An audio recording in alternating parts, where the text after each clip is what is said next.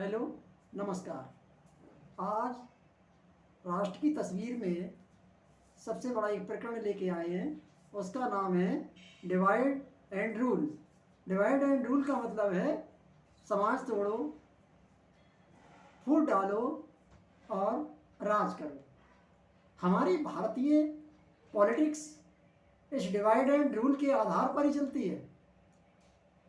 इसमें प्रदेश को तोड़ा जाता है, जिलों को तोड़ा जाता है, समाज को तोड़ा जाता है और इसी आधार पर सत्ताएं चलाई जाती हैं। उन लोगों को खुश करने के लिए ये तोड़फोड़ की जाती है जो वोट देने वाले हैं। अब समस्या इस बात की है कि ये कैसे माना जाए कि उपज किसकी है और कहाँ से आई। ये उपज डिवाइड एंड रूल उन अंग्रेज लुटेरों की है जिन्होंने आके हमारे देश पर शासन किया और लूटा। हमारा देश एक ऐसा अखंड भारत था, जैसे कि हमारे यहाँ चोल साम्राज्य, विक्रमादित्य का साम्राज्य, राजा विक्रमादित्य बहुत मशहूर राजा हुए थे हमारे यहाँ। इसके बाद में फिर चाणक्य नीति, सभी के आधार को उठा के देखो कि हमारी ये भारत की अखंडता कायम क्यों नहीं रही। ये आगे चल के बात मालूम पड़ेगी। अभी फिलहाल कुछ और देखते हैं। अंग्रेजों ने खंडता, भारत की अखंडता को जो खतरा है, भारत की अखंडता को जो नुकसान पहुंचाया था, तो उन्होंने भारत में आके अपनी अंग्रेजी शिक्षा का विस्तार किया, खूब प्रकाशन किया और काफ़ी समय तक, लगभग 200 साल तक राज्य भी किया। और ये भी सोचते रहे कि भारत को एक ऐसे कमज़ोर स्थिति में छोड़ के जाओ जिससे कि आगे चल के ये देश कभी हम पर हावी ना हो सके। इसलिए उन्होंने इसी पॉलिटिक्स, इसी डिवाइड एंड रूल के आधार पर 1932 में जो दिल्ली से कमांड होता था, लंका का प्रशासन, शासन,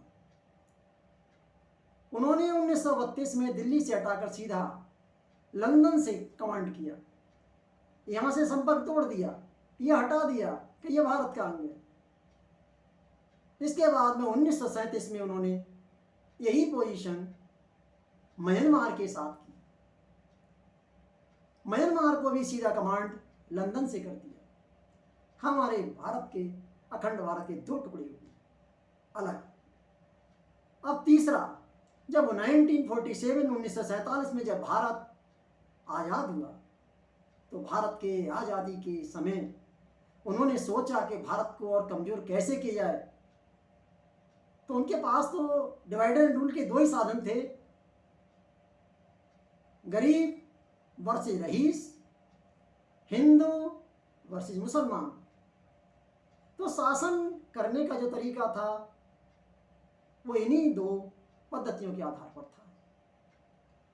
इन्होंने देश के बंटवारे के लिए, भारत के और टुकड़े करने के लिए उन्होंने हिंदू वर्सेस मुस्लिम कार्ड खेला और भारतवर्ष के भी जो थे वो दो टुकड़े कर दिए, हिंदुस्तान और पाकिस्तान।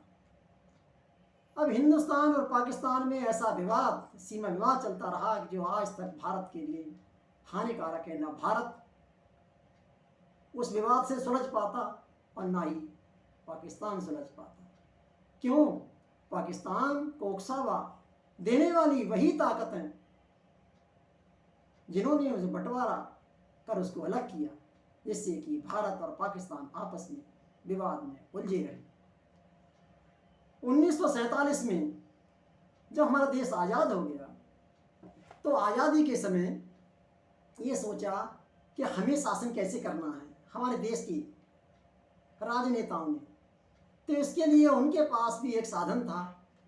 उन्होंने सोचा कि भारत पर अंग्रेजों ने कैसे शासन किया, हम भी वैसे ही करें। उन्होंने अंग्रेजों से भी आगे पोजीशन बनाई। अंग्रेजों ने हिंदू वर्सेस मुसलमान के आधार पर किया, गरीब वर्सेस रईस के आधार पर किया, क्योंकि उन्होंने जमींदारी प्रथा चलाई थी। जमींदारों के हिसाब से सारा टैक्स वसूल करा कर लिया करते थे। अब जब देश आजाद हो गया तो भारतीय राजनेताओं ने रिजर्वेशन के आधार पर हमारे समाज को भी बांट दिया। Reserve category, unreserve category. Reserve category में उन्होंने ओबीसी पिछड़ा वर्ग, एससी शेड्यूल कास्ट, एसटी आदि वर्गों में एंड सवर्ण, इन 4 वर्गों में भारत को बांट दिया। अब प्रश्न इस बात का है कि इन्होंने बांटा क्यों? इनसे इन्हें क्या लाभ मिला? इन्हें जरूरत क्या थी बांटने की भारतीय नेताओं को? हाँ सुनिए, इन्हें यह लाभ हुआ कि भारत में यदि सत्ता चलानी है, सत्ता की कुर्सी तक जाने के लिए यदि कोई रास्ता है तो सबसे सरल रास्ता है डिवाइड एंड रूल। जिस समाज को हम तोड़ देंगे उस समाज का कोई ना कोई वर्ग आपस में लड़ेगा, और जो आपस में लड़ेगा वो कोई ना कोई वर्ग हमारा समर्थन अवश्य करेगा। उससे हमारी वोट की पॉलिटिक्स चलेगी और हम अपनी सत्ता को चमका पाएंगे। भारत में तो ऐसा फैशन हो गया है नेतागिरी का कि किसी भी वर्ग का, किसी जाति का यदि हीरो बनना है तो उसकी पॉलिटिक्स में उसका संगठन बना लो और उसके हीरो बन जाओ। यही भारतीय राजनीति में हुआ कि सत्ता को आसानी से प्राप्त किया जा सकता है। इसके आधार पर दूसरा कारण इसका था, एक तो ये कारण हो गया कि सत्ता तक पहुंचना, दूसरा हो गया कि समाज के प्रति सारी जवाबदेही से मुक्ति हो जाना। जब जनता आपस में उलझती रहेगी, समाज के वर्ग आपस में लड़ते रहेंगे, आपस में झगड़ते रहेंगे, तो हमसे कौन मांगेगा कि जवाबदेही दो? इस जवाबदेही से बचने के लिए ही तो उन्होंने ये रास्ता अपनाया, डिवाइड एंड रूल। बांटो, राज्य करो। तो ये तो नेताओं ने अपने दोनों लाभ प्राप्त करने के लिए इस नीति को अपनाया। अब समस्या इस बात की है कि भारत के लिए कैसे डिवाइड एंड रूल खतरनाक हो सकता है, कैसे खतरा पहुंचा सकता है। उसका सबसे बड़ा उदाहरण है, नंबर 1, भारत में अस्थाई सत्ता का होना। कई बार देखा गया है कि भारत में राजनेता अपनी पॉलिटिक्स के लिए पंचवर्षीय योजना जो निर्धारित की गई है उसको भी नहीं चला पाए। कई बार ऐसा हुआ कि मध्यावधि चुनाव कराने पड़े। इसका कारण क्या है? इसका कारण ही यही है कि डिवाइड एंड रूल। इसमें किसी वर्ग विशेष की नाराजगी छुपी रहती है। उस वर्ग विशेष के नेता जब संसद के पटल पर साथ छोड़ देते हैं और सरकार गिर जाती है। क्यों? हर व्यक्ति जब इतने वर्गों में बढ़ चुका है कि वो अपने अपने हिसाब से पॉलिटिक्स करना चाहता है, ऐसी पोजीशन में नेताओं के पास इतना समय नहीं है कि वो बेरोजगारी की ओर ध्यान दें या परिवार नियोजन की ओर ध्यान दें या एक आधुनिक शिक्षा प्रणाली की ओर ध्यान दें या राष्ट्र के लिए ऐसी कल्याणकारी योजना चलाएं जिससे भारत का उत्थान हो सके। समय नहीं है। उन्हें तो यही डर है कि हमारी कुर्सी ना चली जाए, हमारी कुर्सी ना चली जाए, और अगले पंचवर्षीय के बाद दूसरा पंचवर्षीय जीतने के लिए हमें क्या करना है वो उसमें लग जाती हैं। जिस जातीय वर्ग विशेष का उन्हें वोट मिलने की आशा होती है उसके लिए रेवड़ी के रूप में उन्हीं के लिए विशेष कल्याणकारी योजनाओं की योजना सोचते हैं कि ये वर्ग विशेष हमें वोट दे देगा, ना कि भारत के कल्याण की सोच के हिसाब से।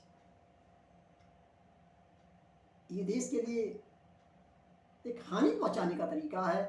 किसी भी देश की सत्ता जब तक स्थायी रूप से नहीं होती है और राजा को ये विश्वास नहीं होता है कि हाँ, जब मैं देश के साथ करूँगा तो देश मेरे साथ खड़ा होगा, मैं जिस जनता का कल्याण करूँगा वो जनता मेरे साथ खड़ी होगी, जब तक ये विश्वास राजनेता को नहीं हो सकता तब तक उस देश की सत्ता उस देश के कल्याण के लिए योजना नहीं बना सकती।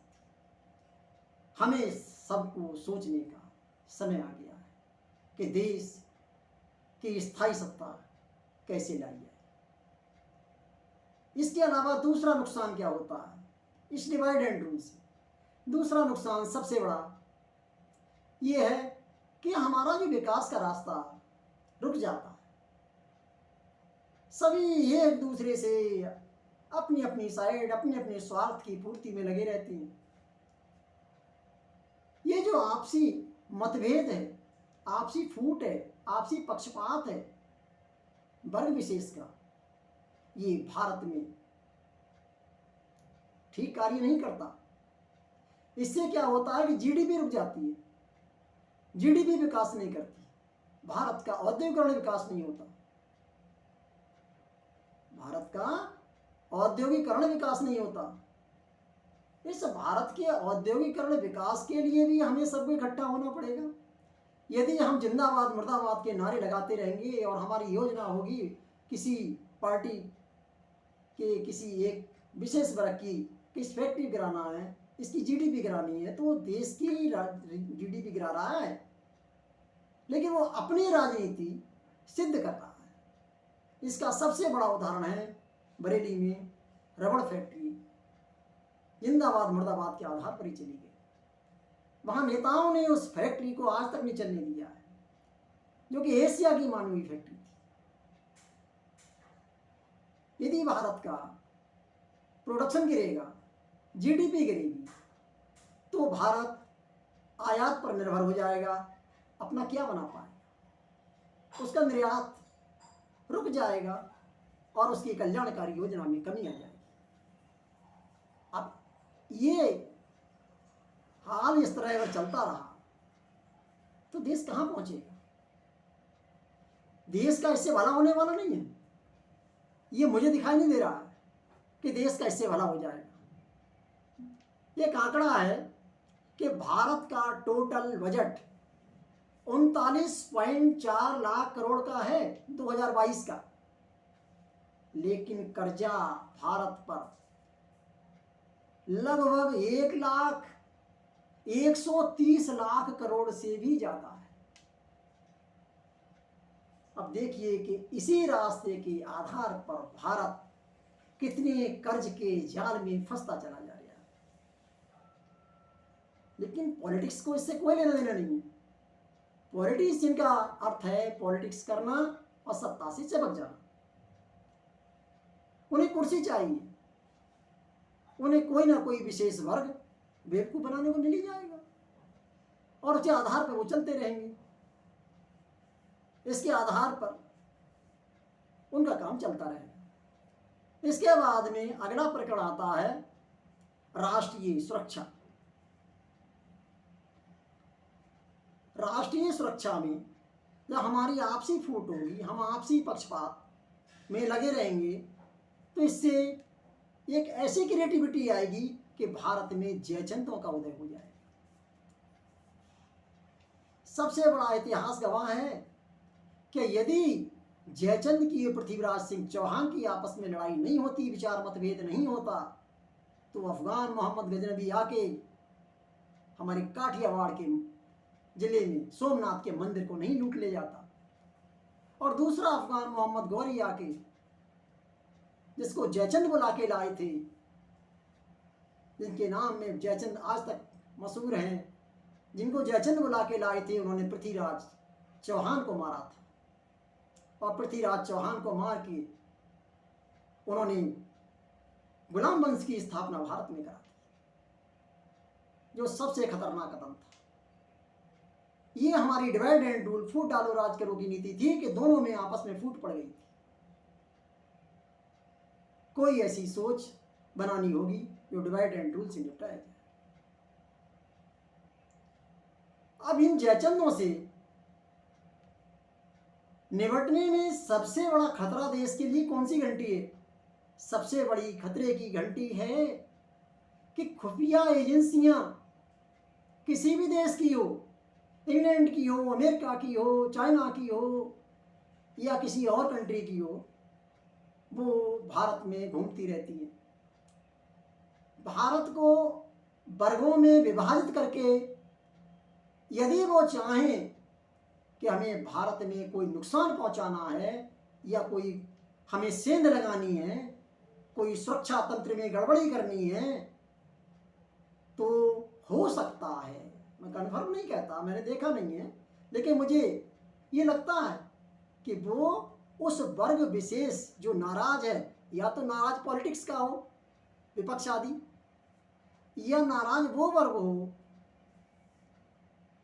जिसको बांटा गया है और जिसके हिसाब की पॉलिटिक्स नहीं चलाई जा रही है, तो उसके लिए फंडिंग का प्रयोग करके वो खुफिया एजेंसियां भारत को खतरा पैदा हो सकती हैं, खतरा बन सकती हैं, खतरा पैदा कर सकती हैं, क्योंकि फंडिंग के बहाने उनके लिए वो फंडिंग देकर विदेशी खुफिया एजेंट फंडिंग के सहारे भारतीय सुरक्षा को खतरा पैदा कर सकती हैं। बहुत सोचने का समय है। अब ये सामान्य बात नहीं है जो मैं कह रहा हूं। इसके अलावा विदेशी दखलंदाजी, ये भी एक बहुत बड़ा पहलू है। जो वर्ग विशेष नाराज रहता है या जो विपक्ष होता है, यदि विदेश चाहें तो उनके कंधे पर बंदूक चलाकर, अर्थात उन्हें फंडिंग का सहारा देकर, वो सत्ता पक्ष के खिलाफ कोई भी प्रोपोगेंडा रच सकता है। सत्ता तो आती हैं और जाती हैं, आएंगी और जाएंगी, लेकिन राष्ट्र को जो लॉस हो जाएगा उसकी भरपाई कभी नहीं हो सकती। दूरगामी परिणाम खराब हो सकते हैं। ऐसी स्थिति में हम सबको मिलकर खड़ा होना पड़ेगा। ये डिवाइड एंड रूल का रास्ता उन्होंने बांटने का रिजर्वेशन रूपी भी अपनाया था, जो भारतीय सत्ताओं द्वारा अपनाया गया है और इसको चलाया जा रहा है। इस प्रोपेगेंडा को बंद करें। हम भारत के सारे वर्गों के लोग इकट्ठे हों और अपने जाति धर्म छोड़कर अपने समाज के अच्छे बच्चों को आगे बढ़ाएं, इकट्ठे हों और इस डिवाइड एंड रूल पॉलिसी का जम के विरोध करें। यही हमारी आशा है, यही हमारी मुहिम है। नमस्कार।